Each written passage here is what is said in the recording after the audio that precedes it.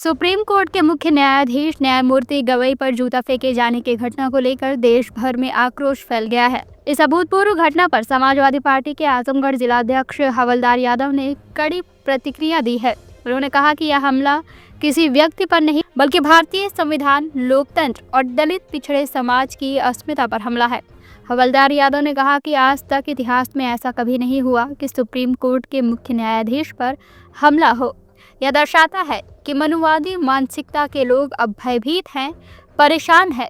जो समाज शोषित, दलित, पिछड़ा और अल्पसंख्यक वर्ग का है, उसी पर लगातार हमले किए जा रहे हैं। लेकिन अब यह हमला हमारी एकता को और मजबूत करेगा।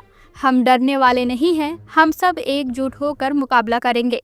उन्होंने आगे कहा कि यह घटना बताती है कि जब देश के सर्वोच्च न्यायालय का न्यायाधीश भी सुरक्षित नहीं है, तो आम नागरिक की सुरक्षा पर सवाल उठना स्वाभाविक है। हवलदार यादव ने केंद्र सरकार पर तीखा प्रहार करते हुए कहा कि भारतीय जनता पार्टी पहले नैतिकता और चरित्र की बातें करती थी, लेकिन आज उसी पार्टी के शासन में सुप्रीम कोर्ट जैसी जगह पर ऐसे गुंडे की जा रही है। सपा नेता ने कहा, यह सिर्फ जूता फेंकने की घटना नहीं, यह लोकतंत्र की जड़ों पर प्रहार है।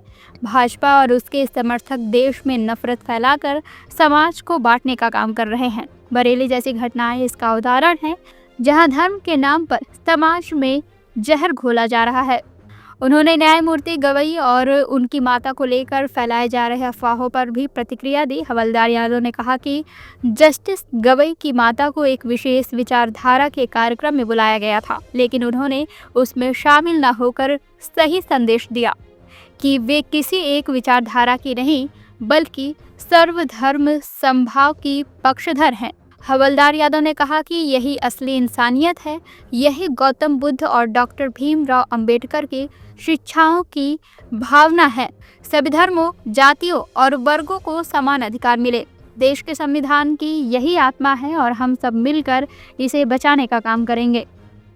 मूल प्रश्न यह है कि जिस तरह से सुप्रीम कोर्ट में सीजीआई न्यायमूर्ति गवई साहब के ऊपर जूता फेंका गया, आज तक के इतिहास में ये पहली घटना है। और इससे स्पष्ट होता है कि मनुवादी मान्यता के लोग, मनुवादी संस्कृति के लोग, मनुवादी लोग इतने अब घबराए हुए हैं, इतने परेशान हैं कि अब वह लोग जो शूद्र समाज है, जो पिछड़ा समाज है, दलित समाज है, शोषित समाज है, जो मुसलमान हैं, अल्पसंख्यक हैं, उनके ऊपर हमला बोलना भी शुरू कर दिए। ये जस्टिस गवई के ऊपर हमला नहीं है बल्कि संविधान के ऊपर हमला है। ये दलित के ऊपर हमला है, ये शूद्र समाज के ऊपर हमला है। इस तरह के हमले देश में हमारी एकता को और मजबूत करेंगे।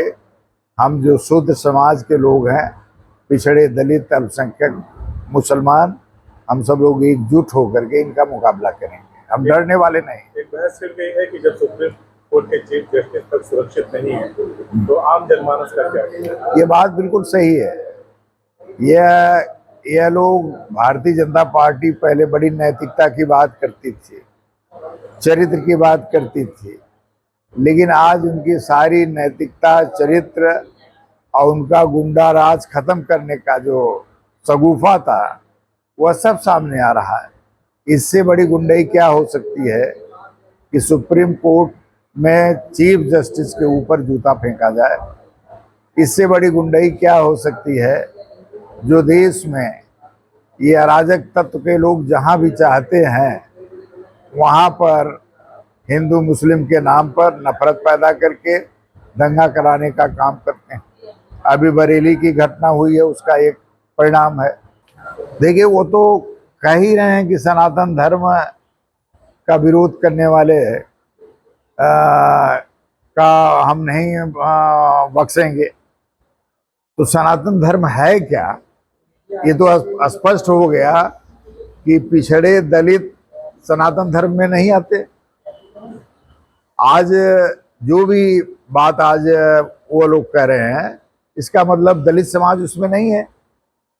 आज जो भी बातें आ रही हैं उनको गवई साहब के ऊपर उनकी माता जी को जो निमंत्रण दिया गया था वह एक विचार का कार्यक्रम था, वह सर्वधर्म संभाव का कार्यक्रम नहीं था, एक विचार के लोगों का कार्यक्रम था। उनकी जो इच्छा हुई उन्होंने माना उस बात को कि हम एक विचार के कार्यक्रम में नहीं जाएंगे। अगर कहीं सभी लोग, सभी धर्म के मानने वाले, सभी धर्म संभाव के लोग इकट्ठा होंगे तो वहां मैं जाऊंगी। तो यह तो अच्छी विचारधारा है, इससे बड़ा इंसानियत हो क्या सकती है। यही गौतम बुद्ध का धर्म है, यही गौतम बुद्ध ने उपदेश दिया है कि सभी लोग समान रूप से रहें, सभी लोगों को बराबर का हक है। यही डॉक्टर अम्बेडकर साहब के संविधान में भी है कि आप किसी को मजबूर नहीं कर सकते कि आपकी बात मानने के लिए। सभी लोग स्वतंत्र हैं, वो अपनी बात रख सकते हैं, अपनी बात कह सकते हैं। CIB इंडिया न्यूज की सभी खबरों को देखने के लिए लाल रंग की बटन को दबाकर चैनल को सब्सक्राइब जरूर करें, घंटी जरूर दबाएं ताकि हमारी सभी खबरों के नोटिफिकेशंस आप तक पहुंचते रहें।